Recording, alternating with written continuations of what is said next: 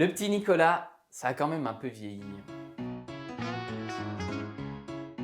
Bonjour à tous, aujourd'hui on va parler du petit Nicolas, qu'est-ce qu'on attend pour être heureux? C'est un film d'animation sorti en octobre 2022 et réalisé par Amandine Fredon et Benjamin Massoubro. Ce dessin animé est tout autant l'histoire du petit Nicolas que celle de ses créateurs, Jean-Jacques Sempé au dessin et René Goscinny à l'écriture. Le film retrace l'histoire d'amitié des deux papas du petit Nicolas, la création de leur personnage iconique et à quel point celui-ci a été important dans leur vie. Et ce récit est entrecoupé de quelques-unes des aventures du petit Nicolas, de sa bande de copains et de sa famille. C'est pas la première adaptation cinéma du petit Nicolas, on avait déjà eu un film en 2009 qui était chouette, et sa suite aussi en 2014 qui était pas mal aussi, et également un film en 2021 dont je ne connaissais pas l'existence. Là je l'ai appris tout récemment en préparant cette critique, donc je sais pas du tout ce qu'il vaut. Mais ici c'est différent puisque le petit Nicolas revient en dessin animé. Et bon sang, qu'est-ce que c'est beau! Ça nous change de la 3D, j'ai rien contre la 3D, mais c'est vrai que les films ont tendance à un peu tous se ressembler. Là c'est chouette de voir un film qui a une patte artistique qui est bien à lui. Et ce qui est vraiment pas mal, c'est la différence de style un petit peu marquée entre les aventures du petit Nicolas et les passages dans la vie réelle.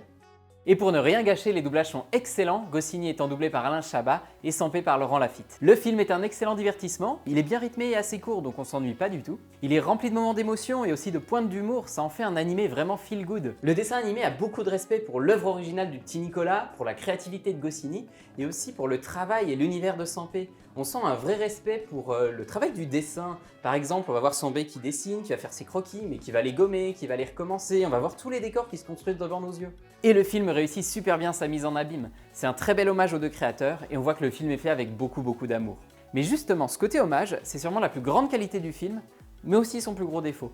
Le dessin animé fait presque un peu nombriliste par moments, déjà par l'univers graphique qui reprend à la lettre les dessins de Sempé, mais aussi par tous ces passages de la vie des créateurs où on essaie de nous montrer à quel point ils sont géniaux, ils sont fantastiques alors qu'ils ont eu une enfance difficile. Par exemple, René Goscinny, c'est aussi l'auteur des BD Astérix, et il y a plein de références à Astérix et Obélix. Donc une, pas de souci, mais là, il y en avait quand même un peu trop. D'ailleurs, le film est coécrit par Anne Goscinny, qui est la fille de René Goscinny, et on sent qu'elle a voulu mettre tout l'amour qu'elle avait pour son père et pour son œuvre dans ce film-là. Et dans le cadre de cet hommage un peu trop prononcé, rien n'a été changé dans l'univers du petit Nicolas, et c'est dommage parce qu'il a vieilli. Il n'y a pas un seul personnage féminin qui soit pas un stéréotype, et on voit aucune personne d'origine étrangère. C'est parfaitement normal au vu de l'époque à laquelle ça a été écrit par Goscinny et Sempé, mais porter ça à l'écran comme ça tel quel en 2022, ça fait un peu bizarre et moi ça m'a un peu gêné. En plus, le côté vieille France de cette époque-là est jamais remis en question par le film. Au contraire, il y a un côté presque passéiste du film qui nous dit « Ah, c'était mieux avant, hein, quand on avait encore de l'essence et de la moutarde ».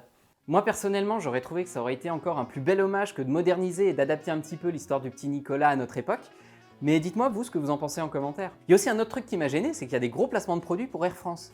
Donc en 2022, dans un film pour enfants, faire des placements de produits pour des avions, je trouve pas ça terrible. Bon, voilà, c'est dit, et en fonction de votre sensibilité sur ces questions-là, ça vous gênera plus ou moins, mais en tout cas, ça en fait pas un mauvais film. Pour conclure, le petit Nicolas, c'est un bon divertissement à aller voir en famille, surtout si vous connaissez pas l'univers ou si vous voulez le partager avec vos enfants. L'animation, la musique et les doublages sont trop cool, et le côté histoire du petit Nicolas plus la vie des créateurs, c'est vraiment pas mal pensé. C'est un très bon film hommage, mais qui se contente un peu trop de copier-coller les livres et qui n'apporte rien de très novateur. Et si vous aimez l'univers du petit Nicolas, je vous conseille vraiment le film de Laurent Tirard de 2009, il est pas mal du tout. Et c'est tout pour mon avis sur le petit Nicolas, qu'est-ce qu'on attend pour être heureux? N'hésitez pas à me mettre le vôtre en commentaire et moi je vous dis à tout bientôt.